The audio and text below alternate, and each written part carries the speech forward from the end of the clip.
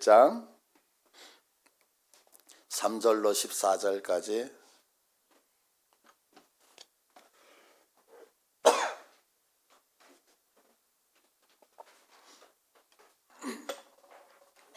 에베소서 1장 3절로 14절까지 저하고 교독합니다. 제가 먼저 읽습니다. 찬송하리로다. 하나님 곧 우리 주 예수 그리스도의 아버지께서 그리스도 안에서 하늘에 속한 모든 신령한 복을 우리에게 주시되 곧 창세전에 그리스도 안에서 우리를 택하사 우리로 사랑 안에서 그 앞에 거룩하게 흠이 없게 하시려고 그 기쁘신 뜻대로 우리를 예정하사 예수 그리스도로 말미암아 자기의 아들들이 되게 하셨으니 이는 그가 사랑하신 자 안에서 우리에게 거저 주시는 바 그의 은혜와 영광을 찬송하게 하려는 것이라. 우리는 그리스도 안에서 그의 은혜의 풍성함을 따라 그의 피로 말미암아 속량 곧 죄사함을 받았느니라. 이는 그가 모든 지혜와 총명을 우리에게 넘치게 하사 그 뜻의 비밀을 우리에게 알리신 것이요 그의 기뻐하심을 따라 그리스도 안에서 때가 찬 경륜을 위하여 예정하신 것이니 하늘에 있는 것이나 땅에 있는 것이 다 그리스도 안에서 통일되게 하려 하심이라. 모든 일을 그의 뜻의 결정대로 일하시는 이의 계획을 따라 우리가 예정을 입어 그 안에서 기업이 되었으니 이는 우리가 그리스도 안에서 전부터 바라던 그의 영광의 찬송이 되게 하려 하심이라. 그 안에서 너희도 진리의 말씀 곧 너희의 구원의 복음을 듣고 그 안에서 또한 믿어 약속의 성령으로 인치심을 받았으니 이는 우리의 기업이 보증이 되사 그 얻으신 것을 속량하시고 그의 영광을 찬송하게 하려 하심이라. 아멘. 2022년 5월 1일 날 이제 우리 두 교회가 이 장소에서 함께 예배를 드렸습니다. 그리고 이제 그 다음 해에 이제 5월 1일이 돼서 기념일이 되어져서 이름을 어떻게 부를까를 고민을 했었죠. 그래서 아마 주변에다가 이름을 공모했던 그런 기억도 나요. 그러면서 지었던 것이 뭐냐면 리바이벌이라고 하는 이름을 지었던 거예요. 이렇게 지었던 이유는 뭐냐면 두 교회의 설립일이 달랐었거든요. 그래서 그것을 합쳐서 같이 연합으로 했던 이날을 기념해서 우리가 기념 예배를 드려야 되는데 어떤 이름을 쓸까 그런 거였죠. 근데 이제 이 두 단어는 리라고 하는 단어, 리라고 하는 단어가 이제 다시라고 하는 단어거든요. 그리고 바이브라고 해서 라틴어에서 나와요. 이 라틴어에서 나올 때 이게 이제 리브 살다라고 하는 단어거든요. 그래서 리바이벌 그러면 다시 사는 거예요. 그래서 부활이다 이런 의미도 있지만 또 다른 의역으로는 부흥이다 이런 뜻도 있거든요. 그래서 우리가 이제 두 교회가 연합을 했으니까 다시 사는 것처럼 다시 시작하는 것처럼 다시 부흥했으면 좋겠다. 그래서 리바이벌. 그래서 이제 우리가 매년 지키기 시작했어요. 근데 벌써 시간을 보니까 4주년이에요. 벌써 4년이 됐네요. 너무너무 감사합니다. 그래서 이제 오늘 이 날을 기념하면서 교회가 무엇인가에 대해서 몇 주에 걸쳐서 한번 우리가 말씀을 나누려고 해요. 그래서 이제 교회에 대한 기록을 찾으면서 오늘 에베소서 본문을 찾게 되어졌던 거예요. 근데 이 에베소서는 우리가 알다시피 바울이 썼거든요. 근데 바울이 평탄할 때 쓴 것이 아니라 바울이 로마 감옥에 있을 때 이 에베소서라고 하는 글을 써요. 그러면 바울이 왜 에베소에 있을 때에 많은 글들을 쓸 수 있는데 그 감옥에 있으면서 이 글을 교회론이라고 하는 글을 썼느냐라고 하는 거 한번 생각해 봤으면 좋겠어요. 그건 다른 게 아니라 바울은 이런 모습이 있었던 것 같아요. 자기가 이제 그 감옥에서 글을 쓰면서 교회는 바로 이런 모습을 통해서 세워지는 거야. 교회는 어떻게 세워져요? 바로 이런 모습. 그럼 어떤 모습이면 자기가 갖고 있는 이런 모습을 통하여 하나님이 세우시는 것이 바로 교회다라고 하는 어떤 의도를 가지고 이 글을 썼던 것 같아요. 왜냐하면 바울이 AD 32년이죠. 32년도에 오늘날의 시리아의 수도인 다메섹을 향하여서 이제 예수 믿는 자들을 핍박하기 위해서 가다가 그 길에서 예수님을 만나게 되면서 회심을 하게 되어져요. 그러면서 14년 정도 그의 기록이 없어요. 그래서 학자들은 그의 고향이었던 다소에 돌아가서 복음을 전했다 이렇게 얘기를 하는데 이제 14년 뒤에 AD 46년쯤 되어졌을 때에 이 사도 바울이 수리아 안디옥 교회, 시리아 안디옥이라는 얘기예요. 시리아 안디옥 교회에서 파송을 받아서 1차, 2차, 3차 전도 여행을 쭉 하게 되어진다고요. 그러면서 그 기간이 장장 11년 동안 우리 식으로 얘기하면 노방전도를 하는 거예요. 노방전도 11년 동안. 그렇게 노방전도를 하면서 튀르키예, 오늘날의 튀르키예 그리고 그리스까지 가서 11년 동안 복음을 제시를 해요. 그래서 공식적으로 이 사도 바울이 세웠던 교회가 갈라디아 교회, 그리고 에베소 교회, 빌립보 교회, 마게도니아 데살로니가 교회, 그리고 고린도 교회, 이렇게 5개의 큰 교회들을 이제 사도 바울이 세우게 되어져요. 그리고 나서 이제 57년도에 이 모든 복음을 다 제시한 다음에 예루살렘에 오게 되어지거든요. 근데 예루살렘에 와서 누명을 써요. 그 누명은 뭐냐면 성전을 더럽혔다는 거예요. 그래서 이 성전을 더럽혔다는 사건 때문에 감옥에 들어가서 몇 년을 살게 되면 4년 정도를 살게 되어지는 거예요. 근데 그 말씀을 어디서 하고 있냐면 사도행전 21장에서 하고 있거든요. 자, 사도행전을 봐보세요. 21장 27절. 그 이래가 거의 참에 아시아로부터 온 유대인들이 성전에서 바울을 보고 모든 무리를 충동하여 그를 붙들고 외치되 이스라엘 사람들의 도라. 이 사람은 지금 바울을 얘기하죠. 이 사람, 이 바울은 각처에서 우리 백성과 율법과 이곳을 비방하여 모든 사람을 가르치는 자인데 또 헬라인을 데리고 성전에 들어가서 이 거룩한 곳을 더럽혔다 하니라고 얘기해요. 그러면서 이제 지금 유대인들이, 이방에서 온 유대인들이 사도 바울이 복음을 제시할 때 그 복음을 들었던 것 같아요. 그런데 우리가 잘 알다시피 사도 바울은 율법과 복음이라는 것을 딱 그냥 평행선에다 놓고 얘기했을 때 율법을 마치 부정하는 것 같잖아요. 마치 복음만이 좋은 거다 이런 식으로. 그러니까 유대인들이 생각했을 때 저 바울이라는 사람은 우리 이스라엘 국민을 무시했을 뿐만 아니라 하나님의 율법인 이 율법을 무시했다고 생각을 해서 지금 이 사람을 오해했다는 거죠. 이게 첫 번째 오해. 그런데 이제 두 번째는 뭐냐면 성전을 더럽혔다라고 생각을 하는 거예요. 그러면 왜 성전을 더럽혔다라고 생각을 하냐면 바로 이것 때문에 그래요. 우리 방송실 한번 사진 한번 보여주세요. 이게 성전이거든요. 헤롯 성전인데요. 모형도예요. 보시면 지금 가운데 있는 저곳이 이제 우리가 이야기하는 그 법궤가 있어야 되는 장소인 거죠. 그리고 지금 양쪽에 마당이 있잖아요. 저 마당을 이방인의 뜰이라고 얘기를 하는 거예요. 그러면 유대인이 아닌 이방인들은 어디까지만 들어가냐면 양쪽에 있는 마당까지만 들어가요. 근데 지금 가운데 이렇게 성벽처럼 돼 있잖아요. 저 성벽이라고 하는 것이 그 소래그라고 해서 1.5m 정도밖에 되지 않아요. 저 성전이. 그러니까 이렇게 누구나 어른들은 마음만 먹으면 넘어갈 수 있는 거예요. 그런데 지금 유대인들이 생각할 때 바울이라고 하는 사람이 이방 사람을 데리고 와서 지금 저기는 들어가면 안 되는데 그 담을 넘어서 들어갔다고 생각을 하는 거예요. 근데 저기에 지금 어떻게 글이 되어지면 라틴하고 헬라어로 이런 경고문이 있다 그래요. 어떤 이방인이라도 이 도를 넘어 성전 안으로 들어오는 순간 죽음으로 다스릴지니라. 그러니까 유대인들에게 너무 귀한 거예요. 왜? 저기는 하나님이 계시는 장소이기 때문에 그래요. 그래서 우리가 성경을 보면 에베소서 2장 14절 한번 볼까요? 자, 에베소서 2장 14절을 볼게요. 예, 성전 이제 지워주셔도 돼요. 자, 이러므로 그리스도 예수의 일로 너희 이방인을 위하여 2장이요. 2장 14절. 제가 읽어드릴게요. 그는 우리의 화평이신지라 둘로 하나를 만드사 원수된 것 곧 중간에 막힌 담을 자기 육체로 허시고 이런 말씀이 있죠. 그래서 우리가 예수님이 우리를 위해서 피 흘려 죽으셨을 때에 중간에 막힌 담을 허셨다라고 할 때 이 담이 뭐냐면 아까 얘기했던 소래그를 얘기를 하는 거예요. 예수님이 저 소래그를 허셔서 우리와 하나님이 화평하게 하셨다라고 하는 얘기를 하고 있는 거거든요.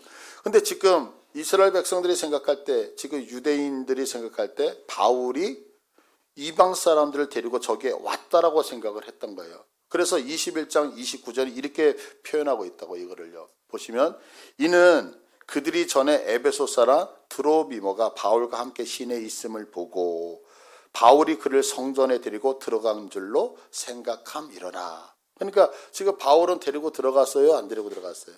안 데리고 들어갔어요.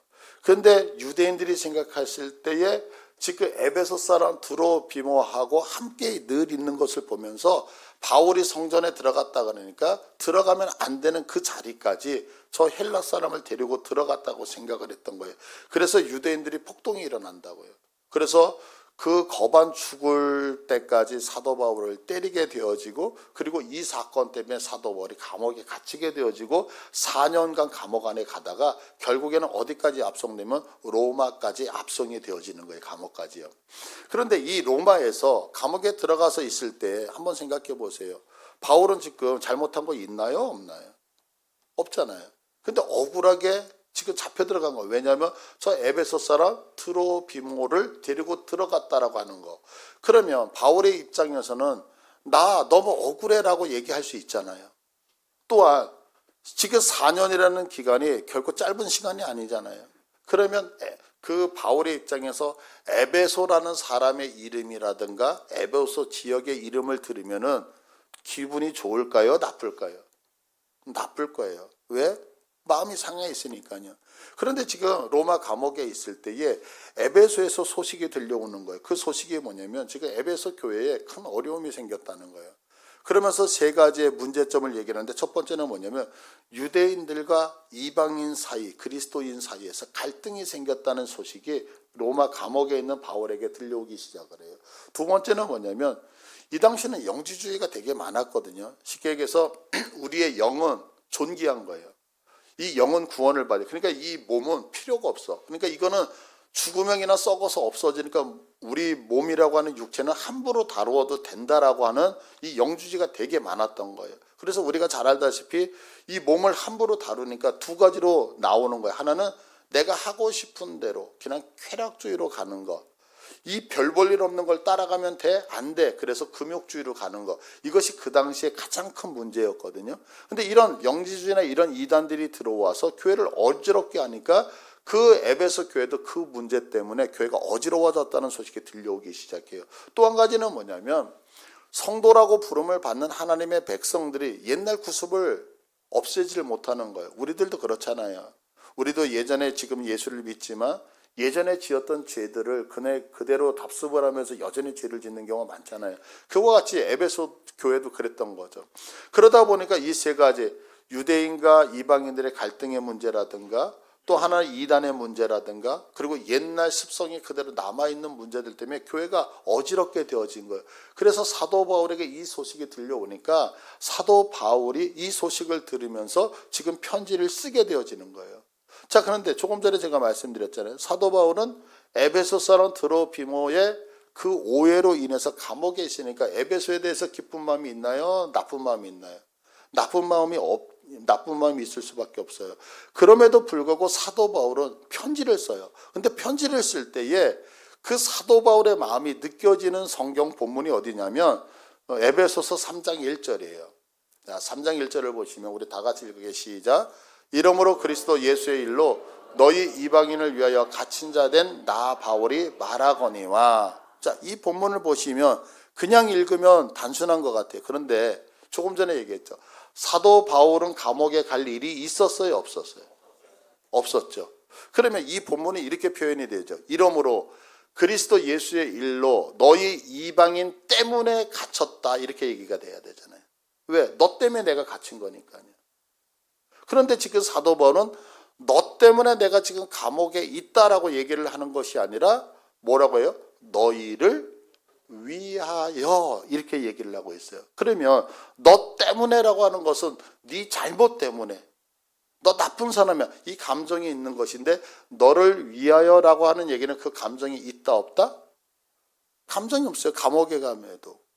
그러니까 지금 사도 바울은 뭐냐면 내가 이 감옥에 왜 갇혔는지 아냐? 너 때문에, 너희들 때문에, 이 못된 놈들, 이렇게 얘기를 하는 게 아니라 내가 감옥에 갇힌 것은 너희들에게 하나님께서 뭔가를 보여주고 싶어서 나를 감옥에 보내신 하나님의 작정하심이 있다, 이렇게 표현을 하고 있는 거예요. 제가 목회자로 살면서 하나님 앞에 정말 감사한 게 있어요. 그게 뭐냐면 저는 공감 능력이 되게 떨어져요. 그러니까 누군가가 아프다 그러면 어머 얼마나 아파, 이게 안 되는 거예요. 그래서 우리 저는 그 간호사들을 상당히 좋아해요. 왜냐하면 간호사들은 병원에 가서 그러잖아요. 아프세요? 예, 아파요. 그러면 자, 11대 몇 아프세요? 그러면 5 아파요. 6 아파요. 뭐 이렇게 숫자로 얘기하잖아요. 저는 그런 사람이에요. 그러니까 우리 성도님이 목사님 저 너무 힘들어요. 그러면 그 힘들다는 것이 느껴지지가 않는 거예요. 그러면 저한테는 목사님 저 힘들어요. 10 중에 6이에요. 그러면 딱 알아요, 저는. 공감 능력이 너무너무 떨어져요. 근데 생각해 보세요. 목회자는 늘 누구를 만나요? 우리 성도님들을 만나잖아요. 그러면 성도님들이 힘들다고 할 때, 권사님, 집사님, 누구 성도님 힘드세요? 아프세요? 어려우세요? 이거 공감을 해야 되는데 이걸 느끼지를 못하는 거예요. 그러니까 저는 언제나 답이 뭐냐면, 그럴 때는 이빨을 2번 깨물고 이렇게 하는 거예요. 그럴 때는 이렇게 하는 거예요. 그러니까 방법론만 제시를 하니까, 죄송해요 이렇게 표현해서 정내미가 떡떡 떨어지잖아요. 그렇지 않아요? 뭐 이런 목사가 있어요. 이게 좀 사랑이 있고 이래야 되는데 나를 이해하기는커녕 맨날 누구 뭐 그거 하는 거 제 아내가 제일 크게 웃네요. 너무 힘든 거예요.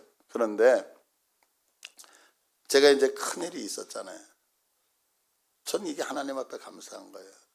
그래서 잘 알다시피 다른 건 모르겠어요. 다른 건 모르겠는데 누군가가 누군가를 잃어버린 그 상처와 아픔 때문에 괴로워할 때 저는 그거 위로할 수 있어요.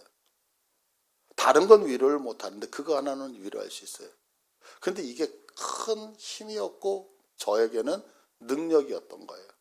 그런데 지나보면 생각하면 언젠가도 말씀드렸잖아요. 그 당시에는 그게 힘들었는데 지나보면 나면 하나님이 나를 그래도 조금이나마 정이 있는 목사로 만들기 위해서 허락하신 게 아닌가라는 생각 때문에 너무너무 감사하더라는 거예요. 그것처럼 사도 바울이 그런 거예요. 너 때문에 내가 감옥 갔잖아가 아니라 내가 지금 감옥에 있는 이유는 뭔지 알아? 너를 위해서 감옥에 있는 거야. 너무 멋지지 않아요? 그러면서 하는 얘기가 사도 바울이 얘기하는 거예요. 이 하나님께서 허락하신 이 고난이라고 하는 거, 이거 하나님께서 너를 위해서인데 이 모습을 통해서 교회는 이런 모습을 통해서 세워진단다. 그럼 어떤 모습이냐? 교회는 누군가의 헌신과 누군가의 수고가 없이는 세워진다, 안 세워진다? 안 세워진다. 그런데 나는 지금 너희들을 위해서 수고하고 너희들을 위해서 헌신하는 이 모습, 그래서 나는 자신 있게 쓸 수 있단다. 그래서 편지를 쓰고 있다는 거죠. 자, 그러면 오늘 이 말씀을 통해서 이 교회가 그러면 어떤 것이고 이 교회를 통해서 우리의 정체성을 깨달아서 한번 우리 건강한 공동체를 만들어가기를 축복을 드립니다. 자, 그러면 이제 교회가 무엇이냐라고 했을 때에 고린도전서 1장 2절을 한번 볼까요? 자, 우리 다 같이 읽을까요? 고린도에 있는 하나님의 교회 곧 그리스도 예수 안에서 거룩하여지고 성도라 부르심을 받은 자들과 또 각처에서 우리의 주 곧 그들과 우리의 주 대신 예수 그리스도의 이름을 부르는 모든 자들에게 아멘. 예. 자, 고린도에 있는 하나님의 교회. 자, 교회는 뭐냐? 딱 2가지. 교회는 2가지예요. 첫 번째는 뭐냐면 교회는 그리스도 예수 안에서 거룩하여지고 성도라 부르심을 받은 자들이 보다 교회예요. 교회가 뭐라고요? 성도라고 부르심을 받은 자들. 자, 그러면 여러분들 성도세요? 아니세요? 성도죠. 그러니까 여러분들, 저와 여러분들이 보다 교회다. 이렇게 말씀을 하고 있어요. 2번째는 뭐냐면 예수 그리스도의 이름을 부르는 모든 자들이 누구다? 교회다. 자, 우리 누구 믿죠? 예수님 믿잖아요. 그러니까 예수님을 믿는 우리들이 교회다. 그래서 교회는 딱 2가지로 정해요. 하나는 성도라고 부르심을 받는 자들, 또 예수님의 이름을 부르는 자들. 그러니까 우리 여기 다 예수님 부르시고 성도라고 부름 받으셨죠? 그러니까 교회는 누구냐? 교회는 바로 이렇게 2가지를 갖고 있는 자가 교회다라고 얘기를 해요. 자, 그러면 교회는 어떻게 구성이 되느냐? 에베소서 1장 22절을 보니까요. 교회가 어떻게 구성이 되냐면 또 만물을 그의 발 아래에 복종하게 하시고 그를, 여기서 그는 예수님이에요. 그를 만물 위에 교회의 머리로 삼으셨다. 이렇게 얘기해요. 그러니까 교회의 머리는 누구라고요? 예수님이에요. 자, 그런데 이제 교회의 머리가 예수님인데 그러면 머리만 있으면 돼요, 안 돼요? 못도 있어야 돼. 머리 밑에 몸도 있어야 돼. 그러면 성경은 어떻게 말씀하냐? 23절을 보니까 23절에 교회는 그의 몸이니 그래요. 그 교회가 누구라 그랬어요? 성도로 부르심을 받는 자, 예수의 이름을 부르는 자가 성도인데, 교회인데, 그 교회는 예수님의 몸이다라고 얘기를 하는 거예요. 그러니까 우리가 누구다? 예수님의 몸이에요. 그래서 고린도 전서 12장 27절에 이렇게 말씀하고 있냐. 너희가 누굴까요? 예수님을 부르는 성도라고 부름을 받는 우리들은 그리스도의 몸이고 지체의 각 부분이라. 아멘. 그러니까 우리 교회는 어떻게 이루어졌냐면 예수님이 머리 되시고 우리들이 그 예수님의 몸을 이루고 있다고 성경은 분명히 말씀하고 있어요. 자, 그러면 여기서 중요한 거 한 가지죠. 그게 뭐냐면 교회에 예수님이 안 계시면 그곳은 교회일까요? 아닐까요? 아니에요.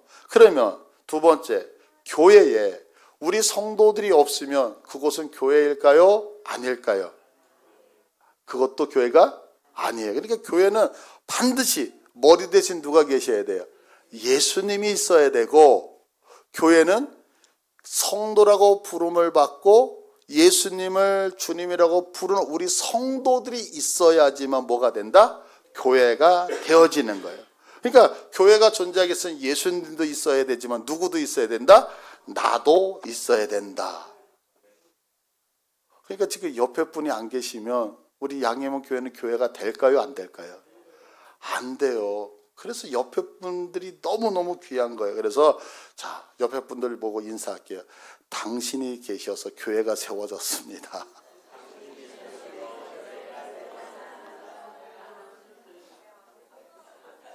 그러니까 우리가 교회에서 성도를 사랑하자라고 하는 것은 뭐냐면 옆에 그분이 없으면, 내가 없으면 교회는 교회되지 않기 때문에 그렇다는 거죠. 자, 그래서 여기에 계신 한 분 한 분은 그분들이 연약하고 부족하고 이런 거 다 떠나서 세상 사람들의 관점이고 성경에서는 그분들이 너무너무 귀한 자다라고 얘기를 하는 거예요. 자, 그러면 우리 지체되어져 있는 우리 교회라고 하는 우리들이 어떻게 교회로 세워졌느냐라고 하는 거예요. 그건 오늘 본문을 보면 우리가 어떻게 교회로 세워졌는지를 알 수 있는 본문이 오늘 본문이거든요. 자, 그래서 이 본문을 통해서 나 하나 교회 만들기 위해서 하나님의 어떤 수고와 어떤 애쓰심이 있으셨는지, 그리고 하나님의 나를 어떻게 성도로 부르셨는지에 대해서 우리가 한번 깨달으면서 은혜를 함께 나누고자 합니다. 그런데 이제 오늘 우리가 에베소서 1장 3절부터 14절까지 읽었어요. 그런데 우리 성경을 한번 보시겠어요? 자, 우리 여러분들 성경책 있으면 성경을 보시면 우리 성경에 보시면 이게 독특해요. 그게 뭐냐면 6절에 보시면 찬송하게 하려는 것이다. 다. 그리고 7절에 죄 사함을 받았느니라. 10절에 보시면 통일되게 하려 하심이라. 12절 찬송이 되게 하려 하심이라. 14절도 찬송이 되게 하려 하심이다. 이렇게 해서 다 끝내요. 그러면 우리는 서술형이 다로 끝나면 마침표가 있는 거잖아요. 그래서 지금 얘기했던 6절, 7절, 10절, 12절, 14절이 다 끊어지는 것처럼 보여요. 그런데 이 성경을 원문으로 보면 3절서부터 14절까지는 한 문장이에요. 끊어지지가 않아요. 마침표가 없단 말이에요. 그래서 이 성경은 목회자들에게, 신학자들에게 성경을 해석할 때에 상당히 어려운 본문이에요. 왜? 마침표가 없으니까.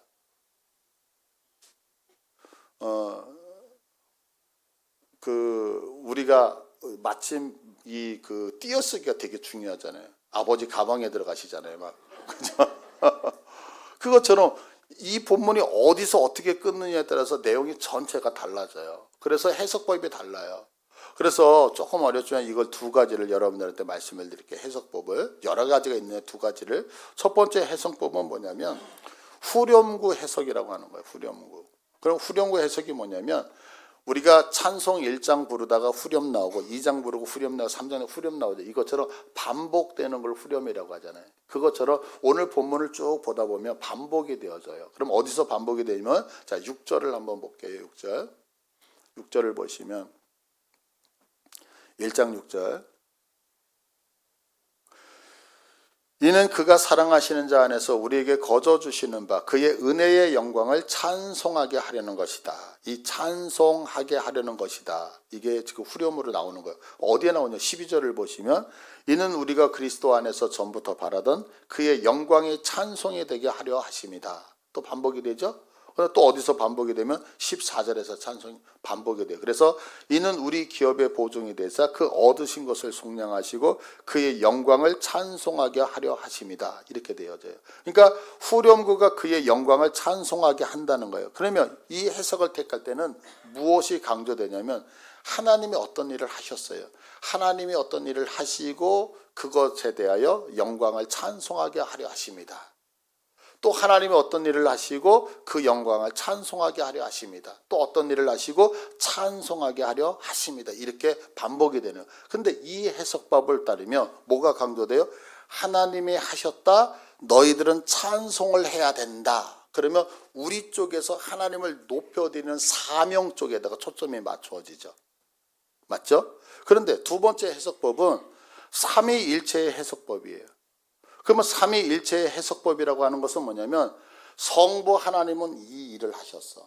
성자 하나님은 이 일을 하셨어. 성령 하나님이 이 일을 하셨어. 이렇게 해석을 하는 거예요. 그러면 이렇게 해석을 하게 되어지면 하나님이 하셨다에 초점이 맞춰져요. 그죠? 그럼 하나님이 하신 일이 뭐냐? 하나님은 구원을 하셨거든요. 믿으시죠? 그러면 하나님이 구원하셨으니까 그것은 절대 변개가 있다 없다? 없다. 제가 왜 이 얘기를 드리냐면 이 해석법이 중요해서 그런 거예요. 보세요. 지금 후렴구에다가 맞추면 하나님이 하셨으니까 너희들 성도들은 이렇게 하나님을 찬양했는데 우리의 사명에다 초점을 맞추게 돼서 오늘 성경 본문이 어디로 가냐면 여러분 이렇게 사셔야 됩니다. 이렇게 간다고요. 근데 저는 지금 그렇게 말씀을 드리고 싶은 게 아니라 오늘 성경은 성부, 성자, 성령 하나님이 이렇게 하셨어. 이것은 절대 변한다, 변하지 않는다? 변하지 않는다. 무엇이? 교회가. 믿으십니까? 그러니까 하나님이 하신 일에 대해서 해석법이 달라지기 때문에 중요한데 그러면 저는 어떻게 해석할 것이냐? 이 성경 본문을 삼위일체 해석법으로 해석을 하겠다는 거. 왜? 사도 바울은 어떤 의도? 교회는 어떻게 세워졌느냐?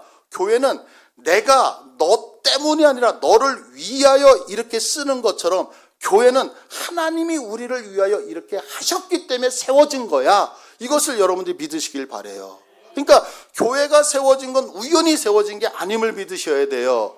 함께하는 교회 양해문 교회가 합병돼서 우리 양해문 교회가 오늘 이 자리까지 온 것은 우연히 세워진 것이 아니라 하나님의 뜻 안에서 세워졌음을 믿으시길 바라요. 이것이 흔들려져 버리면 우리의 사명은, 우리의 정체성은 무너지고 만다고. 어떻게 무너질까요? 가난한 교회와 돈 많은 교회가, 성도가 많은 교회와 적은 교회가, 능력 있는 교회와 능력이 없는 교회가, 세상적인 관점은 아니요, 그런 게 아니라 이것은 분명히 하나님의 예비하심 속에서 이루어졌음을 믿으시길 바라요. 자, 그러면 하나님께서 나 하나 교회 만들기 위해서 성부, 성자, 성령 하나님께서 일하셨는데 그럼 어떤 일을 하셨느냐는 거죠. 그건 뭐냐면 첫 번째, 성부 하나님께서는 자 4절을 볼까요? 오늘 본문 4절을 보시면 창세전에 그리스도 안에서 우리를 택하사 하나님이 우리에 대해서 계획을 갖고 계셨다는 거예요.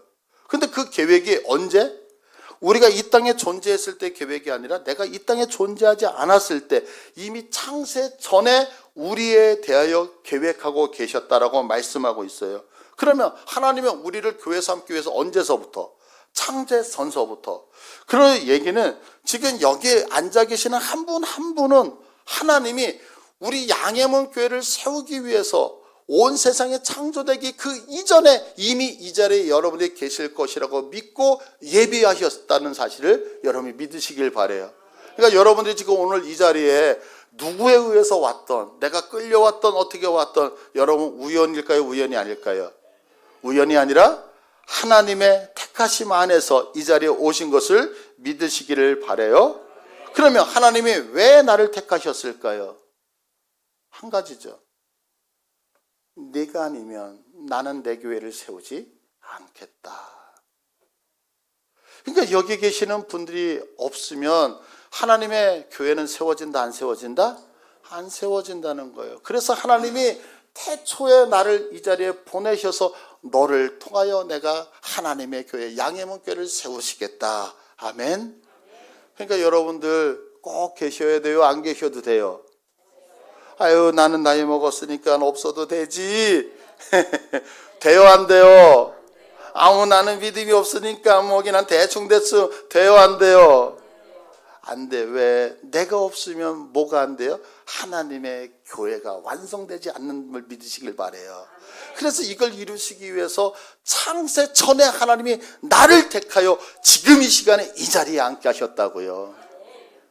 그래서 감사해요. 여러분이 계셔서 하나님의 교회가 완성됐거든요. 두 번째, 예수님께서는 그럼 어떤 활동을 하셨냐, 사역을 하셨냐. 7절을 보시겠어요? 우리는 그리스도 안에서 그의 은혜의 풍성함을 따라 그의 피로 말미암아 속량 곧 죄사함을 받았다. 하나님이 그렇게 창세전에 우리를 택해서 이 자리에 앉게 하셨는데 아무나 앉을 수 있나요? 왜? 이 자리는 영광된 자리인데요. 그러니까 이 자리에는 아무도 못와. 누구만 올 수 있어? 죄 없는 깨끗한 자만 이 자리에 올 수 있다고요. 그래서 예수님께서 하나님이 택하셔서 명단이 있네요. 그 명단 있는 사람을 위해서 십자가에서 죽으셔서 뭐 하셨다고요? 속량하셔서 우리의 죄를 깨끗하게 하셨다. 아멘. 그러니까 여러분들 이 자리에 있을 때 내가 내 모습을 볼 때는 초라한 것 같아요. 내가 내 모습을 볼 때는 죄 많은 것 같아요. 내가 내 모습을 볼 때는 아무것도 아닌 것 같은데 하나님이 우리들을 바라볼 때는 어때요? 너는 깨끗하거든? 너는 거룩하거든? 믿으시기 바래요. 왜? 예수님이 일을 하셨다니까요. 또한 그뿐만이 아니죠. 그렇게 깨끗하게 하셔서 하나님을 향하여서 뭐 하게 돼요? 아버지 그러면서 하나님하고 화평을 이룰 수 있도록 예수님이 중재 역할을 하셨다고 말씀하고 있는 거예요. 그리고 세 번째, 성령의 사역을 13절을 보니까 13절, 그 안에서 너희도 진리의 말씀 곧 너희의 구원의 복음을 듣고 그 안에서 또한 믿어 약속의 성령으로 인치심을 받았으니. 아멘. 요즘은 이제 유치원 교육이 조금 아쉬워요. 제가 들었어요. 이제 약속은 지키는 거라고. 그런데 애들이 그래요. 약속은 깨는 거예요. 아니요. 약속은 뭐 하는 거예요? 지키는 거예요. 그러면 성령 하나님께서 뭐 하시냐면 내가 너를 태초에 택해서 이 자리에 앉혔어. 어떻게 앉혔는지 알아? 너를 위해서 예수님이 깨끗하게 거룩하게 만들어서. 근데 그것이 바뀌면 돼요, 안 돼요? 그래서 성령님께서 약속으로 도장 꽝 보증하여 주셨다. 성령으로 뭐 하셨다? 인쳐 주셨다. 그러면 우리는 내 모습하고 상관없이 하나님이 그렇게 하셨기 때문에 변할까요? 변하지 않을까요? 변하지 않는다. 그러니까 우리는 내 모습하고 아무 상관없이 우리를 통하여 하나님이 뭐 하시겠다는, 하나님의 교회를 만드시겠다는 거예요. 왜? 이거는 성령님에 의하여 보증되어졌기 때문에. 그러니까 우리가 없으면 예수님의 머리는 그냥 머리만 있어. 무서워. 우리가 있어야지만 교회가 완성되어진다라고 얘기하는 거죠. 이처럼 우리들 하나하나 교회는 이렇게 하나님의 열심과 수고에 의해서 세워졌다는 거예요.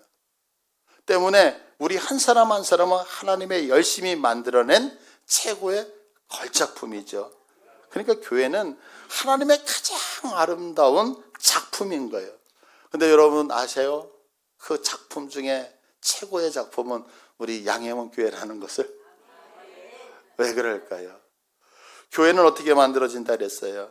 교회는 하나님께서 이렇게 수고해 주셔서 만들어지셨어요.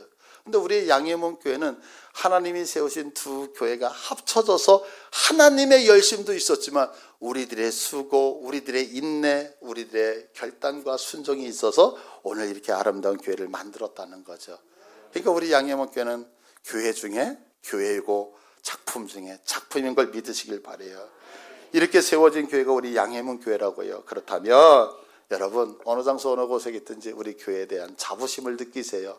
그리고 다시 한번 주님 앞에서 당당하게 믿음 생활하셔서 우리 이름을 지었던 것처럼 다시 한번 리바이벌이 우리 교회 안에서 일어나기를 축복을 드립니다.